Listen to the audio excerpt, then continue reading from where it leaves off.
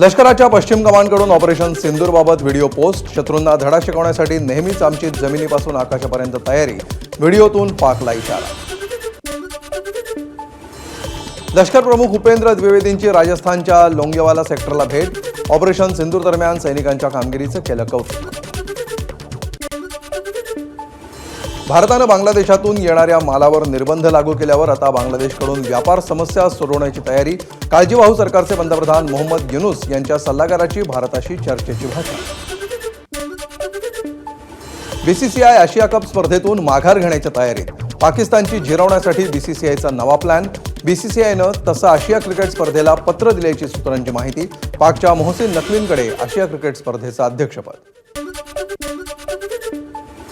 IIT मुंबईनं स्थगित केलं तुर्की विद्यापीठाबरोबरचे करार. पाकिस्तानला पाठिंबा दिल्यामुळे निर्णय.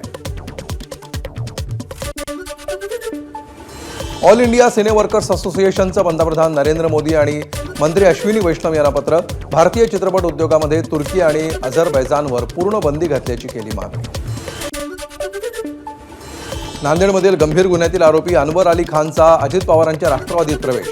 आमदार प्रताप पाटील चिखलीकरांच्या निवासस्थानी पार पडला पक्षप्रवेश. नागपूर मनपा निवडणुकीच्या पार्श्वभूमीवर भाजप सक्रिय. गडकरी बावनकुळेंची मनपा अधिकाऱ्यांची बैठक. बैठकीला भाजपचे अन्य आमदार आणि पदाधिकारी उपस्थित. राज्यामध्ये लवकरच पार्किंग पॉलिसी लागू होणार. मंत्री प्रताप सरनाईक यांची माहिती. ज्याच्याकडे पार्किंगची निश्चित जागा असेल त्यालाच वाहन नोंदणी करता येईल. परिवहन विभागाची भूमिका. बीटीडी पुनर्विकास प्रकल्पाच्या कामाची आमदार आदित्य ठाकरेंकडून पाहणी. शासनाकडून अनेकदा खोटी आश्वासनं, मात्र लवकरात लवकर काम पूर्ण व्हावं यासाठी आमचं सहकार्य. आदित्य ठाकरेंची प्रतिक्रिया.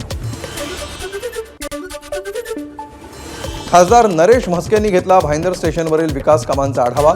लवकरात लवकर ही कामं पूर्ण कशी होतील यासाठी संबंधित अधिकाऱ्यांशी केली चर्चा. जगभरात कोरोनाची वाढती संख्या बघता मुंबई महापालिका प्रशासन सज्ज. रुग्णालयांमध्ये विशेष खाटांची केली सोय. हाँगकाँग, सिंगापूर आणि थायलंडमध्ये कोरोनाच्या रुग्णसंख्येमध्ये वाढ. हाँगकाँगमध्ये गेल्या 10 आठवड्यामध्ये कोविडच्या रुग्णांमध्ये 30 पट वाढ, तर सिंगापूरमध्येही एका आठवड्यामध्ये रुग्णसंख्या सुमारे 30% वाढली. अभिनेत्री Shilpa Shirodkar Covid positive. Social मीडियावर पोस्ट शेअर करत दिली माहिती. सर्वांना मास्क घालण्याचं आणि सतर्क राहण्याचं शिल्पाचं आवाहन. शासकीय तंत्रनिकेतनच्या प्रथम वर्ष पदविका अभ्यासक्रमासाठी उद्यापासून प्रवेश प्रक्रिया. अधिकाधिक विद्यार्थ्यांना प्रवेश घेण्याचं उच्च तंत्र शिक्षण मंत्री चंद्रकांत पाटील यांचं आवाहन. खरीप हंगामाच्या तोंडावर यवतमाळमधील कृषी सहाय्यकांचं काम बंद आंदोलन. राज्यातील 9,000 कृषी सहाय्यक आंदोलनामध्ये सहभागी. कृषी सेवकांना नियमित कृषी सहाय्यक पदावर नियुक्ती देण्याच्या मागणीसह अन्य प्रमुख मागण्यांसाठी आंदोलन. पुण्यामध्ये पावसाची धुवाधार बॅटिंग. पुणे विमानतळासमोर मोठ्या प्रमाणावर पाणी साचल्यामुळे नागरिकांचे हाल. हिंगोली शहरामध्ये ढगफुटीसारखा पाऊस. संत नामदेव हळद मार्केट यार्डमधील हळद भिजली. लिलाव होऊनही व्यापाऱ्यांनी हळद मोजून न घेतल्यामुळे हळद भिजल्याचा शेतकऱ्यांचा आरोप. हिंगोलीमध्ये नालेसफाईच्या कामात दिरंगाई. तुफान पावसानंतर नाल्यातलं पाणी रस्त्यावर आल्यामुळे नागरिकांचे हाल. स्टेट बँक ऑफ इंडियाची एफडीवरील व्याजदरामध्ये 0.2% कपात. 16 मे पासून सर्व मुदतपूर्व कालावधीसाठी कपात लागू.